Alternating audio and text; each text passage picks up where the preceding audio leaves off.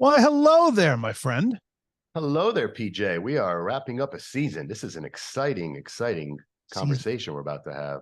one wrap up. Love it. Love it. Yeah. Very I've always cool. been Howard Stern does really interesting season wrap-ups. Well, usually it's because he only does like 30 shows or whatever, and then he goes on hiatus for months on end. And he does these interesting seasons in review that I I've now want to enjoyed. be It's been a minute since I've listened to Howard Stern. I have to admit, but I remember being quite amused by his. I don't know if Alex is going to be quite as good, but we'll see. Well, now I want to be Howard Stern when I grow up. That's Well, amazing. considering he makes $100 million a year, I think everyone wants to be Howard Stern when they grow up. Does he makes $100 million a year? He does $100 million a year. He signed, well, he may even make more. I remember he signed a 5-year, $500 million contract with Sirius XM radio. And he doesn't talk a lot about how much money he makes, but it's a bundle of change. And you know what? Interestingly, he's also evolved, right? I don't know if you've listened to him. I mean, when I was very young, I listened to him and liked the raunch. And then as he evolved, he became a really, really good interviewer and a much more mellow guy. Yes, much more sane, less shock and more actual human. Yeah, kind of thing. Let's make enough money where we don't talk about how much money we make because we're just so bored by it. We're just the number's so large. I don't want to think about it. That sounds like a good plan. I'm in on that plan. Awesome. So season 1 wrap up. Well, we've had quite a few excellent guests. Actually, I'm looking back on it. Like I haven't really looked back until today, and it's really quite impressive to the caliber of people we've had on, the stories that they've shared, the humanity that they've shown. Right. I mean, it's pretty freaking cool. I agree. I think it's been one of these hugely humbling seasons. I mean, we started the year as you know, we were obviously appropriately, given that we were a new show, we needed to go out there and get guests, and there was some amount of groveling involved. Although many people were kind enough to do it, I probably out of pity, I think. But as the season evolved, what became quite interesting is we were gaining popularity at a clip neither one of us anticipated. Sure. And now, as you know well, we are getting some very famous people reaching out, or their agents reaching out, asking to be part of season 2, which is really cool. We're going to have some unbelievable guests in season 2. Not that we didn't have wonderful guests in season 1. I'm so grateful to everyone that shared their time with us in season 1, and to the many tens of thousands of you that downloaded and watched on YouTube and reached out to us. I'm so grateful to all of you. Oh, absolutely. And what's really cool, I'm going to pat ourselves on the back. And I'm going to pat on the back all the people that we've had on the show, because what's really cool is that we went for a business podcast, a slightly mushed space there. There's a lot of business podcasts, right? And for us to actually gain traction and to resonate with some people just by really kind of focusing on humanity, I think from an entrepreneurial standpoint, I think it's kind of a cool thing to say, hey, look, we went into a very crowded field and we got our own foothold in here just by doing what we believe in. And I think it's a good testament to anyone who wants to go in and, all the naysayers saying, oh, everyone's doing that or you can't do that. You can. It's there. You just have to be focused. And I think it's resonated. And we've done. Oh, it's been wild. It's been great.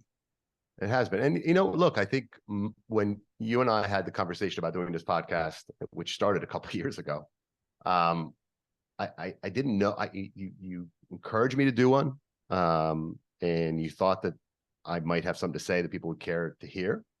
And I wasn't really sure what it was. And I think it did take some trauma in my own life, recent trauma, that caused me, and trauma not in the sense of anyone dying. It was just some personal angst that I went through, that caused me to reflect on bravery and courage, And you'd encourage me to do a podcast on business, which I think is appropriate, given I know more, I think, about that than probably most other things. I don't know much about much, but I probably know more about business and other things. It felt like it was a good amalgam, bringing courage and bravery and business together and talk about what does it take to persevere, to make it through, right? Is it, as some people might assume, that people who are successful in business are just, masters of the universe? And my goal with this podcast was to disprove what I think is a complete hogwash, that people who are successful are just cut from a different cloth. They're not. Yeah. They have certain things about them. There are certain common denominators, and we saw that during the season. And we'll talk about a common denominator as we go on today.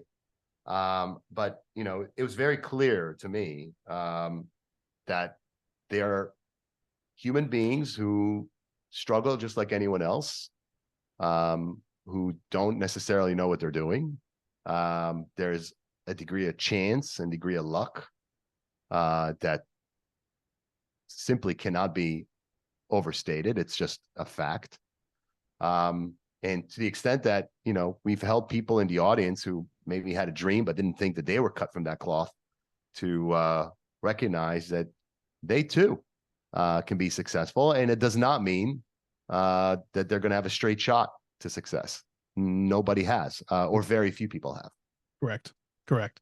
I think it's, I don't know, we've laid bare a lot, and we put it all on the table in regards to the journey and how you pivot and, all of those things. I think that, I don't know.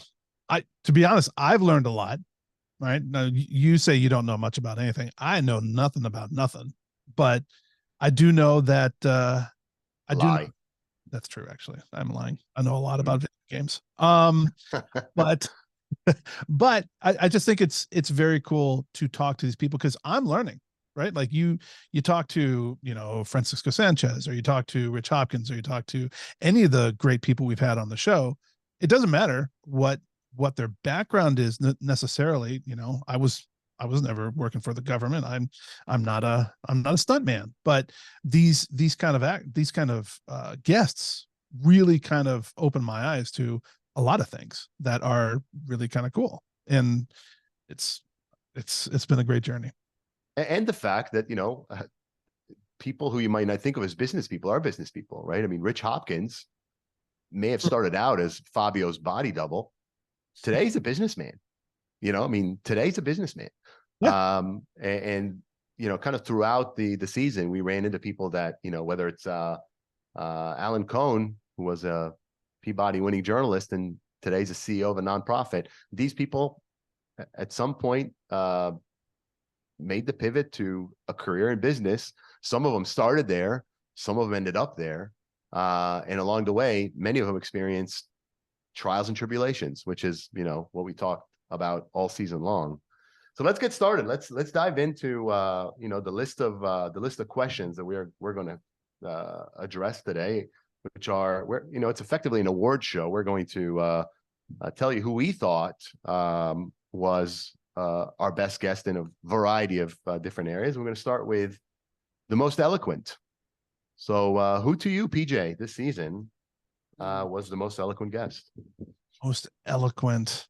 All right. So eloquence can be polished, right? So who's the most polished? All right. So I think Francisco Sanchez was, he's been walking the grounds of the White House, right? So you got to be polished in order to do that. So I thought he was very eloquent. To be honest, I also thought that Miss Hunter was eloquent as well. I thought she was, she just came across so kind and smart, and from being a fantastic pianist to being such an inspiration to people. I don't know. I thought she was great. Well, by Francisco Sanchez, you're talking about our episode 2 guest, Francisco Sanchez, the U.S. Undersecretary of Commerce for Trade and co-head of global trade at Holland and Knight. He was also a special assistant to the president. And of course, Lesley Hunter. Lesley was our, let's see, Lesley was our guest on episode 15. She's an influencer and president of Resume Makeover and an accomplished pianist and accomplished a lot of things. Yeah. I would agree. I think Francisco is definitely high on my list of people who were eloquent. But I'll tell you what, I really thought General Lesley Smith, who was the Inspector General of the United States Army, was exceptionally eloquent. And he was eloquent in a very plain spoken way. So maybe those two things seem contradictory, but they're not. What I loved about his eloquence was that it resonated. It was so accessible. And the wisdom that he shared, in his episode, and he was episode 7, was astonishing about a number of things, whether it was courage, whether it was about service, whether it was about family. In every one of these senses, he gave us some really plain spoken eloquence, I thought. Yeah, he was. I was going to mention him, but because I was thinking more eloquence in regards to, like, the word, the vocabulary, the polish, right? Yeah, polish, right? And by the way, not that he's not polished. I was gonna say he is polished. Right? He's also just friggin' intimidating, but from a really good standpoint. Like, he was someone that he was one of the only guests that I actually cared whether he thought I was okay or not. You know what I mean? Like, that's funny. He's very intimidation's not the word. He raises the bar for how you want to be. Like, he's very inspirational. He automatically makes you want to sit up and. He makes me want to be a better man. Wait, is that a line from a movie? I think it is a line from a movie. You know what movie that is, right? What movie is that from? I do not. Make me want to be a better man. That's from Jerry Maguire. How do you not know that? Oh my gosh! You make me want to be a better man. I love that line. Yeah. Well, you had me at hello. No, that's yes. No, that's not. That's not. You had me at hello. Is that? Yeah, I don't know. I think that's also from that movie. Show me the money. Show me the. Yeah. All right. Well, let's move on to the next criterion, and that's the funniest guest. Who do you think was our funniest guest? I really enjoyed Mr. Edward. Edward Perotti. Yes, he was hilarious. Globally recognized award-winning event designer and planner, celebrity party planner. Very quick on episode 21. Yeah. Lots of really good quips, lots of really good insight. Very light. Like, I just really enjoyed his interview. It was great. It was fantastic. I enjoyed all of them, but his was really funny. Yeah, what's interesting, as those of you who have listened to the season know, we are about to have our t-shirt store, and Edward had four t-shirt moments that I believe will generate 4 t-shirts. But my 2 favorite ones were: the last thing you do is take a gay man to the dark side on a Friday, which was, I'd never heard that before. I got to say, that just phenomenal. Yes. Then the other, which I think maybe I've heard before, was readjust the crown and get back out there, which was fabulous. Yes. Very fabulous. Who is your funniest? It's interesting. I definitely, Edward came to mind first, but I also thought Brandon Pipkin was very funny. Brandon Pipkin, the leadership guru and author of 21 Questions for 21 Millionaires, episode 18. We had lots and lots of laughs with him. He was very self-effacing and very humble. Yes. Especially given he spent 2 years knocking on doors on a mission for his church, and he shared with us that I think during an entire year, and I want to say within the Netherlands, that only 10 people opened the door, and he knocked on doors every day for a year, and only 10 people opened doors. I guess that's a little, I don't know. That's probably not funny. Maybe it is now to us. Probably wasn't funny to him at the time. But it was, I thought but I would agree, Edward Perotti. But I also think Rich Hopkins was really funny. You know, there were a lot of funny moments with Rich Hopkins. He had a lot of ramen. Rich Hopkins, the famed Hollywood stuntman and king of extreme, episode 17. Lots and lots of funny moments in that one. Absolutely. You know who else is funny? Who? PJ Benoit is funny. You are funny as shit, man. Okay, I mean, I got to say that many of my best laughs this season were you ad-libbing on top of questions in your introductions. Well, fabulous stuff. I always wanted to be a stand-up comedian, but I don't like to stand up. I like to sit down. So there you go. Can I tell you? I actually also I still harbor a dream of being a stand-up comic. Really? At one point. Yes. I don't know if I'd be good at it, but I'd like to do it. You know what? I have a friend of mine who is very, very funny, very dry sense of humor. Just recently got divorced, but he is like, you know what? Screw it. I'm going to go do that. And he's been finding open mic nights. He lives in Indianapolis. He's finding open mic nights and doing it. And, at first it was, a little raw, but I don't know. I've seen a couple of them. It's coming along. He's finding his footing. You can do it. That's awesome. I might. I mean, your best line, by the way, from the season also will be a t-shirt is, you are a highly learned and very intelligent Jiminy Cricket. Which is fabulous. He was. Did you come up with that yourself or did you copy someone? I hope you that myself. Yeah, that was me. Oh man, that was very funny. All right, we are moving on to the most vulnerable. Who do you think was our most vulnerable guest of the season? All right, I'm going to pick two.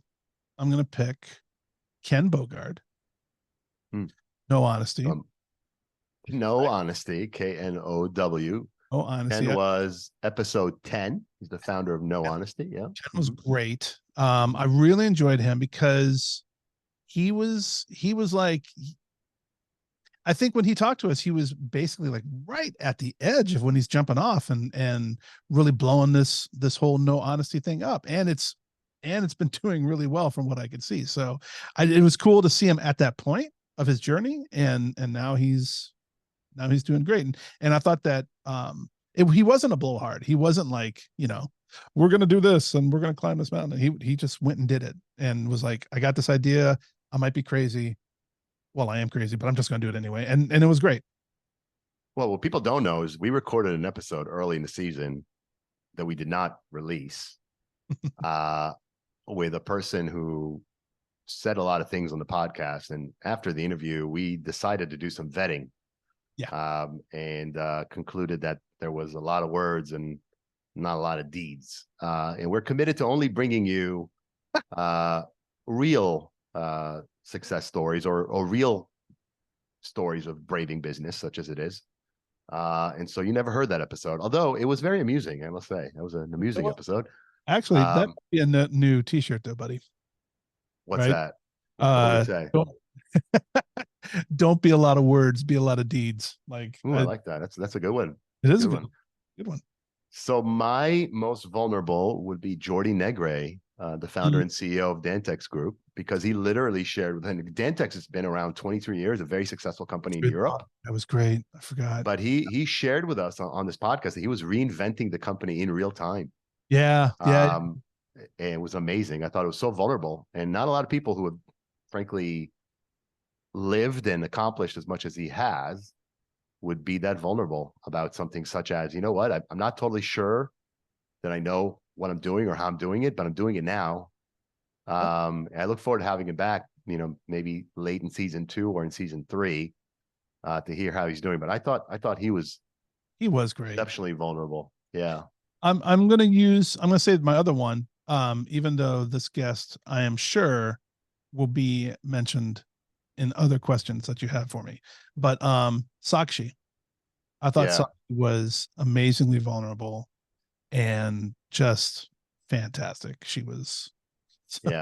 I'm saving her for another category, but you were talking, of course, of Sakshi Srivastava, the legally blind co-founder of wearable AI startup Shunya, which is spelled with a K.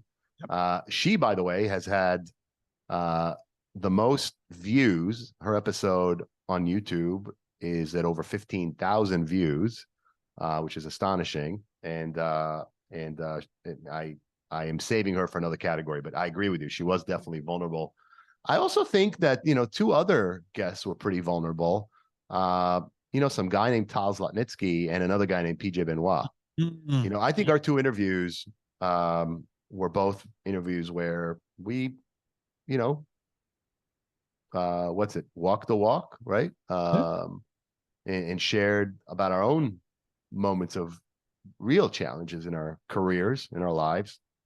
And I was proud of that. And I've heard wonderful things about my episode. Yours just was released. So I'm looking forward to how people respond to it. And I'm sure it'll be wonderful, because I told you earlier, right before we started recording, that I just listened to the episode this morning. Again, I hadn't listened to it since we recorded it. And I had about a 45-minute drive. And so I listened to almost all of it. I still have about 10 more minutes.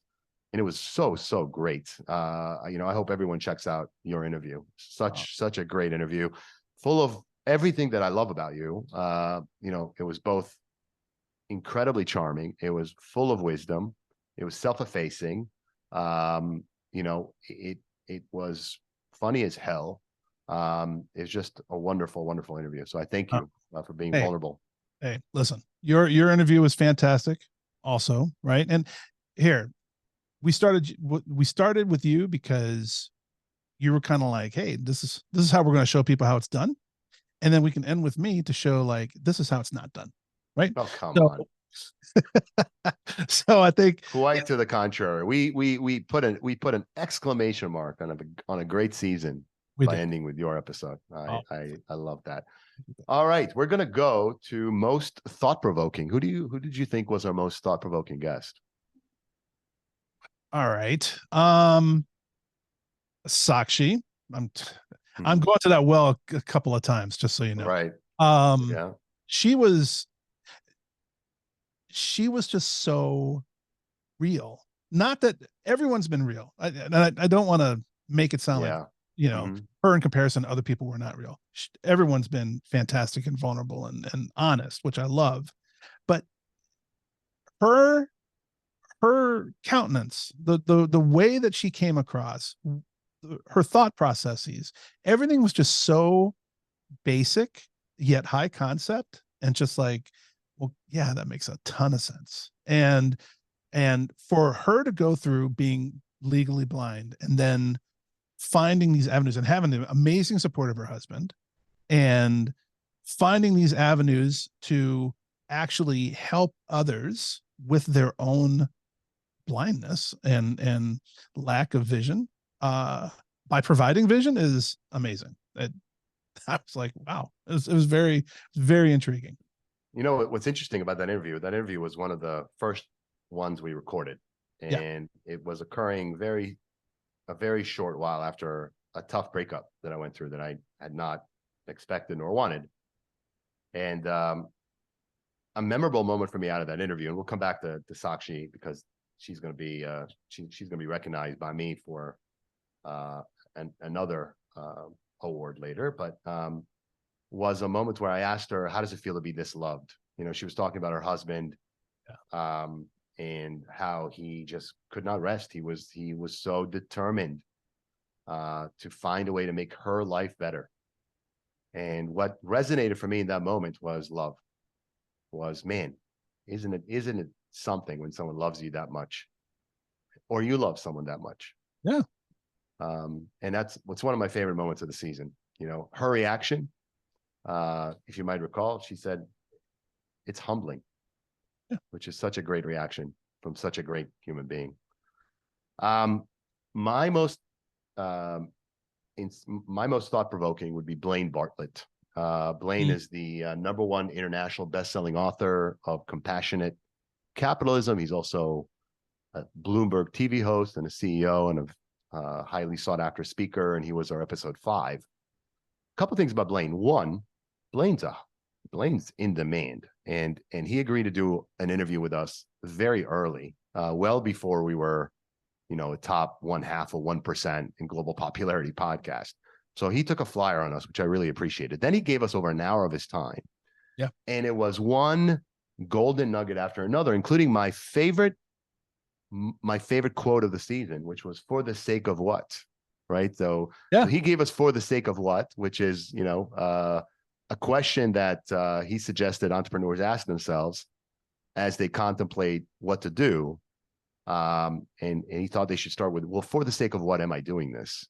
And that includes big decisions, moments of, substantial pivot, as well as how to respond, when you're maybe a little hot under the collar, or someone has done something that you find disturbing on some level. So for the sake of what, which I've asked myself ever since, right? So since he gave us that nugget, I've repeatedly referenced that in my own thinking about intersections in my professional life and my personal life. And for the sake of what?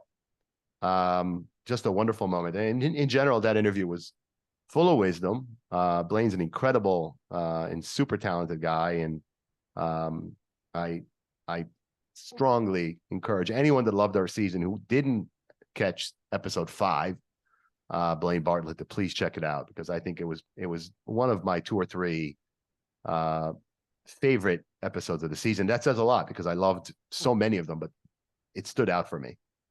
That episode personally is going to always be at the top of my mind, not only because Blaine was a consummate professional and just a fantastic guest, but also from a personal reason. Right before we actually started is when I was the specter of my wife's cancer was being thought of. It wasn't confirmed yet. And I just remember how kind he was. We were kind of saying it in passing, and then he was like, well, hold on. And he shared some of his thoughts and his support and his well wishes, which were extremely comforting and very kind of him. So I was, that will always stand out to me. I always have a little nugget of thankfulness for Blaine for that. That's super nice. And I agree. I think he stayed with us another 15 or 20 minutes after we finished the interview. And it was very generous with some advice that we put to practice, and it was impactful. Yes. He also came up with another quote that I really love, which is think 2 or 3 ripples out, right? So for the sake of what, and 2 or 3 ripples out, two of my favorite thoughts. All right. So during the season, I think if we were able to pull together all the moments where you said awesome, we probably have 40 to 50 minutes of awesome. Yeah. Which I think is super charming. And we got a lot of feedback from listeners and viewers who really dug your childlike enthusiasm, is how one writer phrased it, that you find things awesome, which is so awesome. So my question to you is, what was the most awesome moment for you? And you can define awesome any which way you want, right? So we had awesome inspiring, we had awesome, like, wow, that's incredible that people do these things or have done these things. What was most awesome for you? Ooh, geez. All right. I'm just looking through all the guests here. I mean, to be honest, there's been a lot of excellent moments through all of these episodes. I thought it was awesome that I got to tell Xavier Scruggs that I don't like the St. Louis Cardinals, and I'm a Cubs fan. I enjoyed that. And he was, just to go for a second, he had the best setup, camera and mic. Like he sounded amazing. He looked Edward Perotti was also quite great. Xavier was world class. And you know what?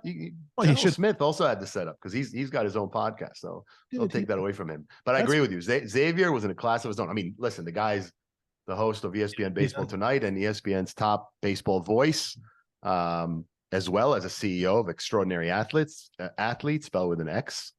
But I agree with you. He did have a great setup. Yeah. But it was fun to be able to talk to him and joke around with him. And I treat everyone the same, right?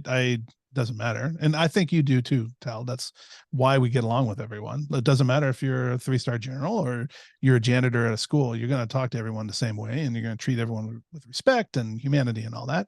But I was very conscious of the fact that this guy's on TV all the time, and how funny he was, and how just, humble he was. Yeah. And I really enjoyed that.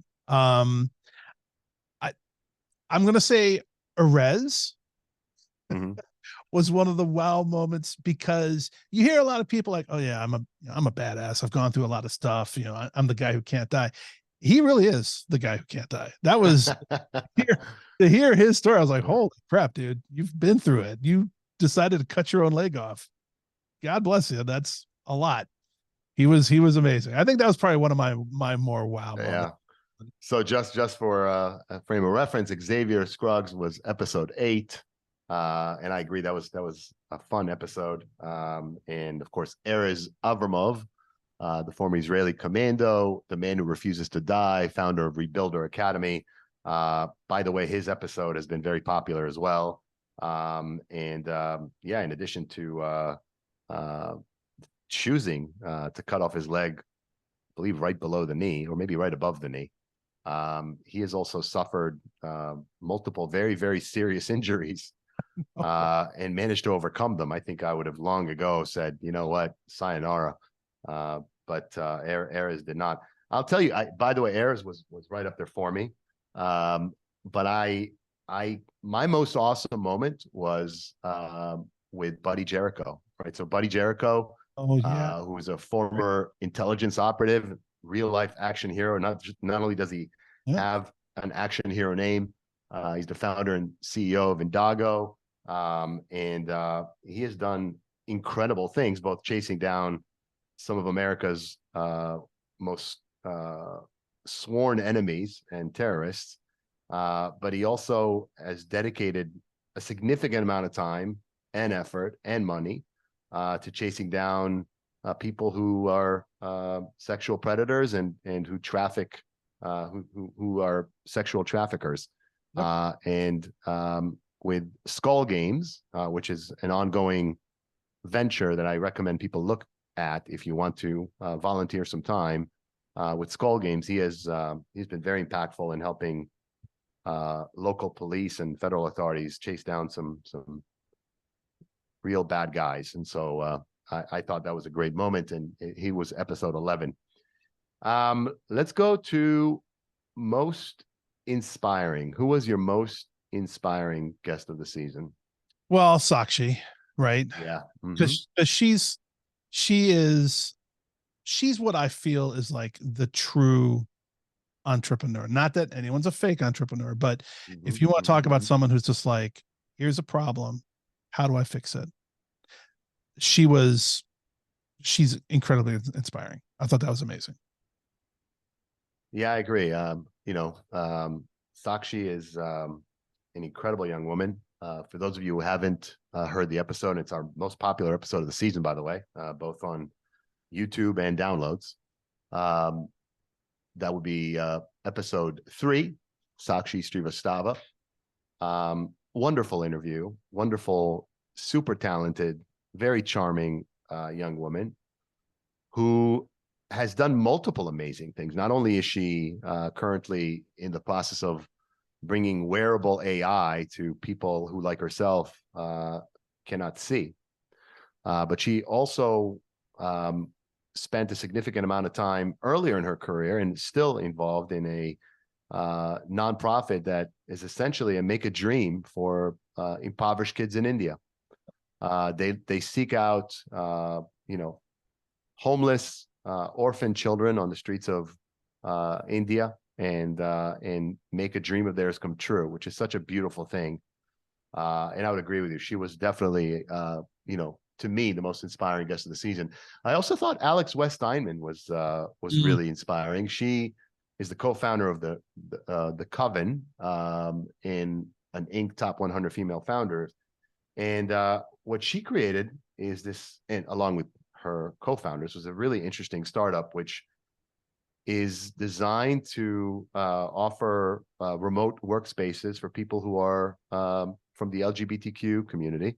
I happen to be a father of someone in that community, and I found it so interesting that I had never thought of, people from that community feeling welcomed and included and safe in a shared workspace.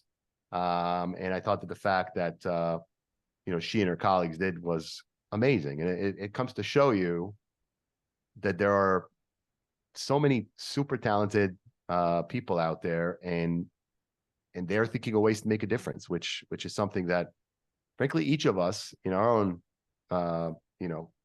place in the world can make a difference for a person or multiple people or a group of people, which is, sensational. Yeah. But I have to say, I reserve my most inspiring for an episode I wish we didn't have to do, which is our special episode about the situation in Israel. We made, I had asked you whether we could swap out an episode and move it to season 2 and have a special edition Israel in Crisis episode to interview one of Israel's top journalists, Eitan Avriel, who's the co-founder and editor of Israel's leading business publication, The Marker, as well as Daniel Dayan, an entrepreneur and founder of Step In, about what they experienced on and around October 7th, and what they've been going through since. And the focus of the episode was going to be just what the impact has been on the business community and the employments, just the workplace in Israel. Yep. And we did have we had, I thought, interesting conversations about that, but we also got to see two people who are dealing with unimaginable trauma in real time, and they were both very vulnerable and I thought inspiring. So maybe I'm a little biased, but that was a hell of an episode, and that was episode 17. It was, and I'm very proud that we did it. I'm very proud to be a part of that. That is a terrible, extremely messy situation, and that's a hard one to go over. And it's, I've been lucky enough to have been to Israel. I have been lucky enough to have been to the West Bank, and I have friends who are Palestinians. I have friends who are Israelis. Everyone's human. Everyone wants the best for their family. They want to be safe. It's a terrible situation. I thought I was going to be able to solve world peace over there through beer. Was not able to do it. I tried. Well, it's hard to do it through beer since alcohol is forbidden to Muslims. Well, I didn't know that when I was going over. So, well, that's the problem number one, right? Research. Yeah. But it's a terrible situation. I just hope it gets resolved quickly with as least damage as possible. Yeah, I hear you, and I agree. It's a terrible situation, and we'll just leave it at that. Last question, or actually two more questions about this season, and then a question looking forward to next. What was your most memorable anecdote? So we had guests share a variety of stories with us about their journey, about things that have happened in their lives, places they've been, people they've met, things they've done. What's one anecdote that jumps out of you as that was both, it could have been funny, it could have been fun, it could have been interesting, could have been unexpected. What's one that jumps out at you? I'm just taking a look here. So I did really enjoy Jordi Negre's his interview, because like you said, it was really kind of like real time, and it was shocking to hear a guy talk about a company who's been around a while, and then he's coming to the US and he's like, I got to revamp this whole thing. And that was very intriguing. That was very interesting to me. Buddy Jericho he was also very interesting to me in that, you hear about, you see on LinkedIn, people are like, oh, I'm against human trafficking. Well, great. Who isn't against human trafficking? I mean, like everyone's against human trafficking, right? Right. But it's very interesting to hear it from someone who actually is aware of all the signs of things and how underhanded everything is. And that was very eye-opening for me. Love that. I would say that my two anecdotes that were most memorable. Alan Cohen, the Peabody and Emmy award-winning journalist, shared an incredible story with us. The story that won him the Peabody, which was Sikorsky aviation, essentially knowingly endangering the lives of American service members by having defective parts on helicopters, and that it wasn't until helicopters started falling out of the sky that Sikorsky accepted what he had been reporting for several years, which was that they knowingly were looking past defects in their production approach to production. That was an incredible story, and very true. That episode was interesting to me because let's face it. I mean, the kind of journalism that Alan did, and now he's now a CEO. Previously, he was a journalist. It was expose type journalism, and essentially catching people doing the wrong thing. We don't have as many, unfortunately, we don't have as many television shows dedicated to catching people doing the right thing. And the word of advice that I think he had, and I have, and you have to our audience is you will face situations in your life and in your professional life, as well as your personal life, where it's a fork in the road, and you could be able to choose to, maybe take a shortcut or maybe do something that's not terribly ethical. And you can choose the other path. And I advocate for you choosing the other path, not because I'm a goody two-shoe or I'm naive, because at the end of the day, I really do think that, we have to live with ourselves. We have to be able to look at ourselves in a mirror. We have to be able to look at our family in a mirror. In those moments in life, I think those are the moments we're going to think back to on some level as we reflect on our careers and our lives. Yeah. What did we do in those moments where a difficult decision needed to be made, and there was maybe a path that was more convenient or more enriching, but not necessarily more just or more right. Yeah. And I thought that Alan, he certainly got me thinking about that. Integrity matters, right? And that's that goes to one of my favorite quotes, which is, you are what you do and it counts. And being able to look yourself in the mirror. I don't like looking at myself in the mirror. But being able to understand who you are and to fully see what your impact is and how you navigate in this world, I think is super important. And that was, you were in that episode, you were a little fired up. I was. Well, I was really trying to get to the question of why do people do these things, right? Like, what is it about situations like that where people frankly knowingly deceive or behave in ways that are just hard to defend? And I struggle with that. I mean, we've seen that on lots of levels. I mean, some people are shameless. I get that. To me, to some degree of almost, it's almost being a psychopath to be able to knowingly endanger the lives of service members. I mean, that takes a degree of depravity that that it's hard to fathom.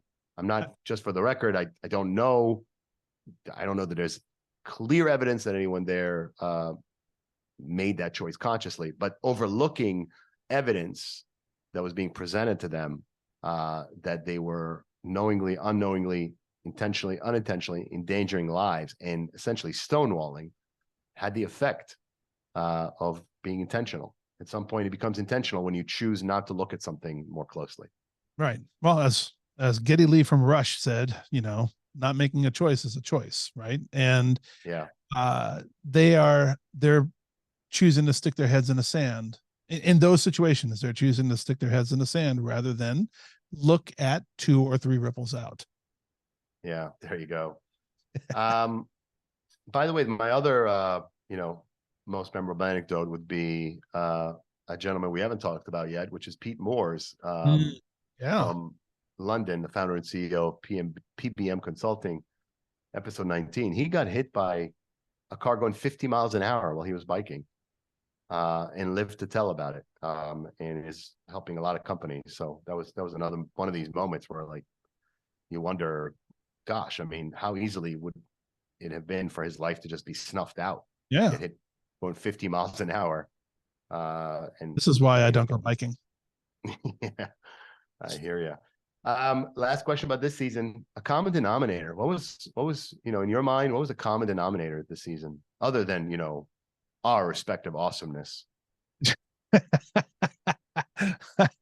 Well, that is a common denominator. I really think that we really hammered home the virtues of resilience, of being able to pivot. I keep using that word, but everyone gets bad news, right? Everyone has a fantasy tale in their head, or a fairy tale in their head, of what they think their future is going to be with this great endeavor that they're heading out with. And sometimes that happens, and other times there's going to be some obstacles in your way, and how you deal with them determines your success later on. And so I think that resilience, I think that being able to react well to still maintain traction, I think, is something that has been somewhat of a common denominator throughout all our discussions. Yeah, it's a good one. I agree with that. I also think, to me, a common denominator, and I probably drove this point home on 3 or 4 interviews, was that what really separates successful, happy people from less successful and less happy people is that people who are generally successful and happy refuse to quit.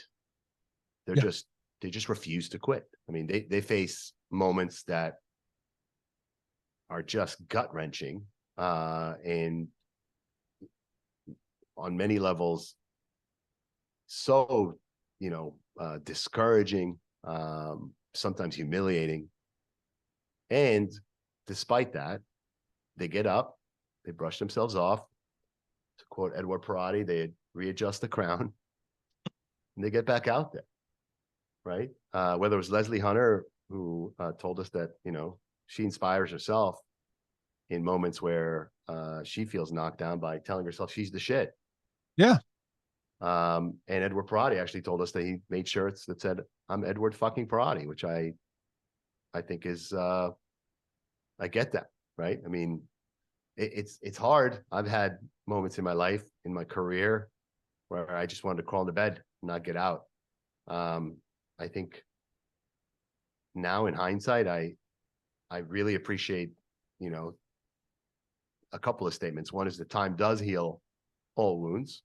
It does. And the things, generally speaking, will get better. So wherever you are, whatever moment you're facing, whatever challenge you're facing, we've quoted from my favorite show multiple times this season, and I told the anecdote at Ted Lasso, and I told the anecdote of the Rom communism speech from episode 5, season 2, episode 5. Where he talked about the fact that fairy tales do not start, nor do they end, in the dark forest. And so if you're in the dark forest, you just know it's not the end.